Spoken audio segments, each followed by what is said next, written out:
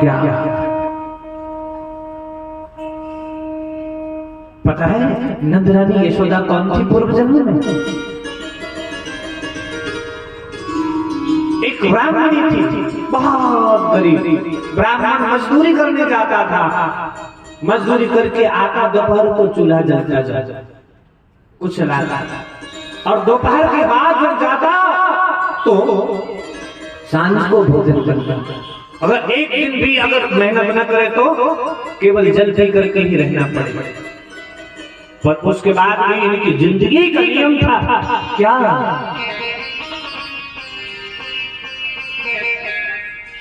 क्या नियम? सुनो साहब, कोई अतिथि यदि द्वार पर आ जाए तो रिक्त पानी नहीं लौटाता, खाली हाथ नहीं लौटाता, क्योंकि तुलसी में मर गए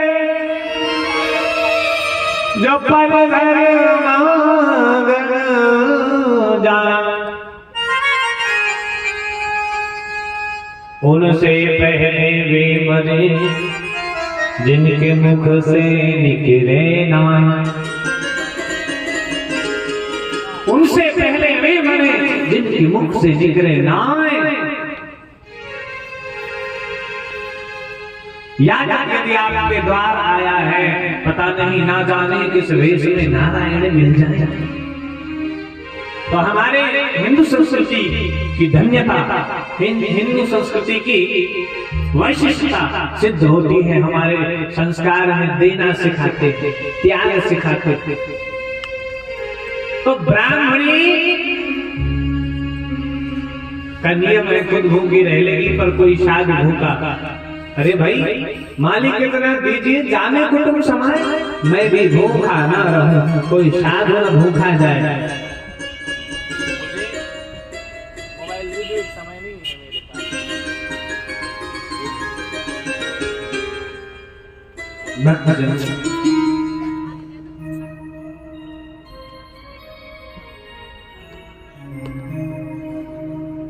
कोई साधु न भूखा जाए। आज क्या हुआ है, एक संत आए हैं, एक महापुरुष आए हैं ब्राह्मणी के घर। ब्राह्मण तो दोपहर का भोजन करके चला गया मजदूरी के लिए, अन्न का दाना भी नहीं, क्योंकि सवेरे जब मजदूरी को जाता तो दोपहर में बनता, और दोपहर के बाद जब मजदूरी करके लाता तो सांझ को बनता। इतनी गरीबी थी प्रभु ने, पर भी इनका नियम नहीं हुआ कभी। नियम जिनका पक्का होता है ना, उन्हें परमात्मा जरूर मिलते हैं, ध्यान देना। क्या गाना है, यहाँ तक कि मधुमक्खी को भी मिल गए भगवान। मधुमक्खी का जूठा शहद पंचामृत में भोग लगता है, लगता कि नहीं बताओ? और अपना यदि जूठा हाथ लग जाए थाली में तो भगवान में भोग नहीं लेते, जूठा हो गया। क्यों?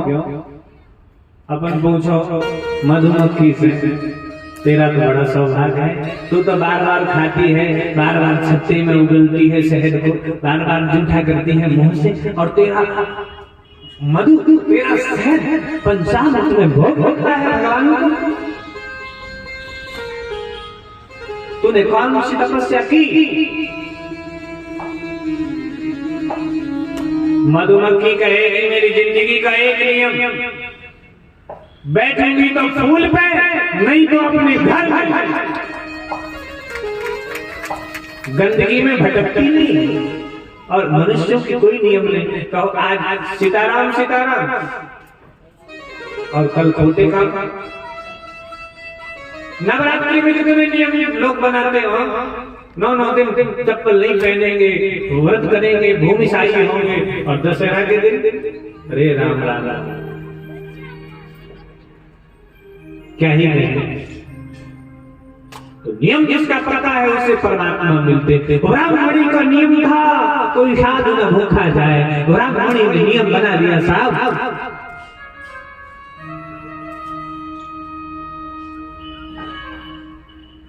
साधु आए भिक्षांदेहि।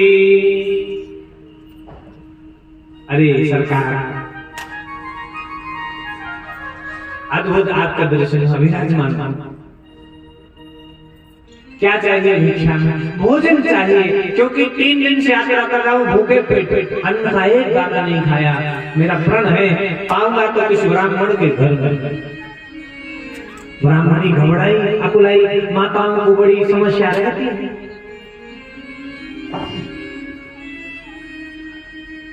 माताएं जो होती हैं उनको धर्म निर्वहन करना, पुरुष तो चला जाता है घर छोड़ के, दिन भर तो घर में धर्म का संवाहन वे ही करती है।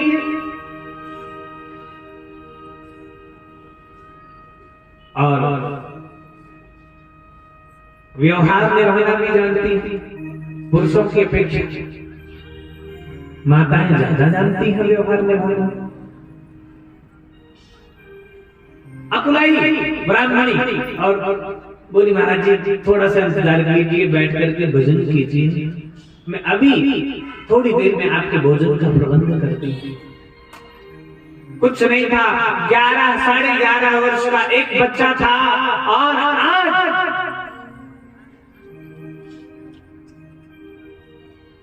बच्चे को लेकर गई और बाजार में खड़ी हो गई। मेरा ये बच्चा है 11.5 वर्ष का, मुझे जो राशन देगा मैं उसे अपना ये बच्चा बेच दूंगी। ओहो, क्योंकि साधु के पेट की भूख ये साधुता है, ये धर्म है। धन्य है भारत की नारी, नारी नारी मत कर बंदे, नारी नर की खान, नारी से नर उपजे, ध्रुव पहराग समान।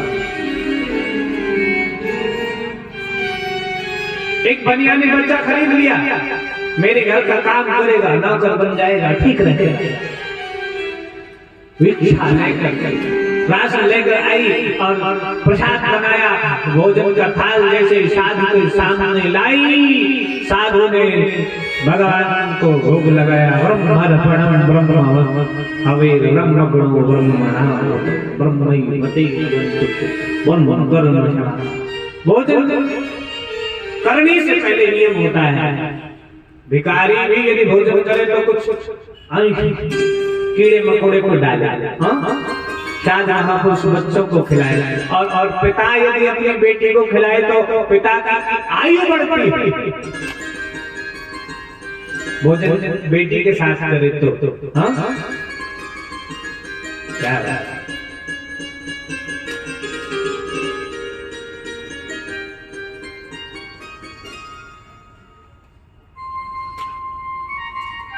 पति की थाली में पत्नी भोजन कर ले, झूठी थाली में साथ में नहीं, तो पत्नी सौभाग्यशालिनी होती है। और क्या बताना पाश्चात्य संस्कृति आजकल तो पता नहीं क्या क्या। और उस थाली में फिर यदि बेटा पाले तो बेटा आज्ञाकारी होता है।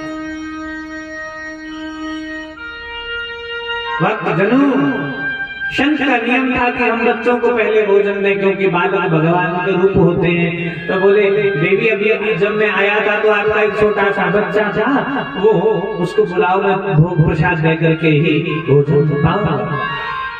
अब तो कलेजे का टुकड़ा बेच करके तो भोजन लाई। नम आंखों से बोली महाराज जी पुत्र ने भोजन कर लिया, आप प्रसाद पाई। नहीं नहीं देवी, बच्चे भगवान का रूप होते हैं, मैं जब तक बच्चों को प्रसाद नहीं देता तब तक भोजन नहीं करता। प्यारे बंधु, आपको फूट फूट करके ब्राह्मणी रोने लगी, चरणों में सिर रख दिया। महाराज इतनी गरीबी, इतनी निर्धनता, इतना दारिद्र्य भगवान ने दिया, क्या बता। धन वालों का मान जगत में, धन वालों का मान जगत में, निर्धन का कोई मान नहीं।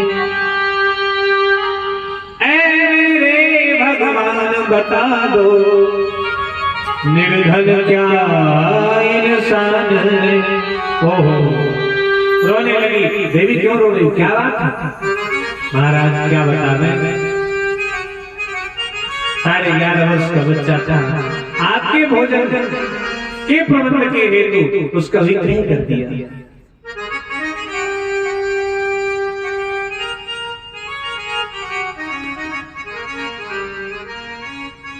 ये सुनते ही साधु भी द्रवीभूत हो गए। शंकर हृदय नवनीत संसार।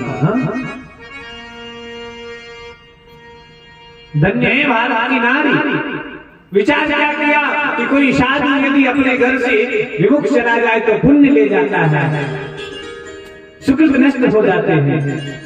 तो हाथ जोड़ करके कहती है आप तो भोजन पाइए।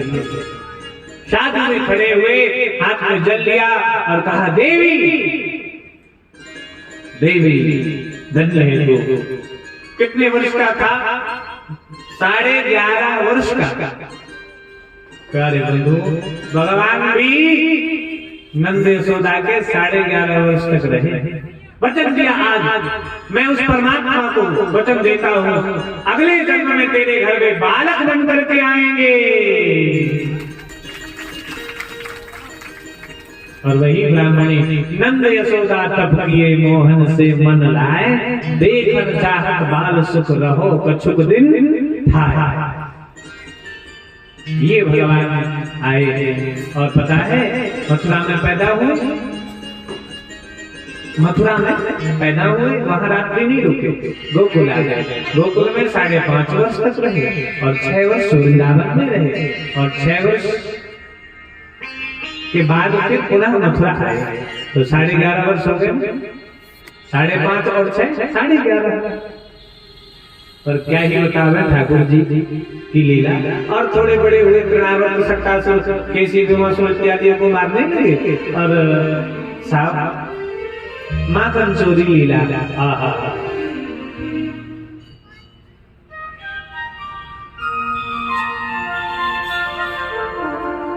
दूरी भरे अति सोहे श्याम जो तैसी बनी सिर सुंदर चोटी।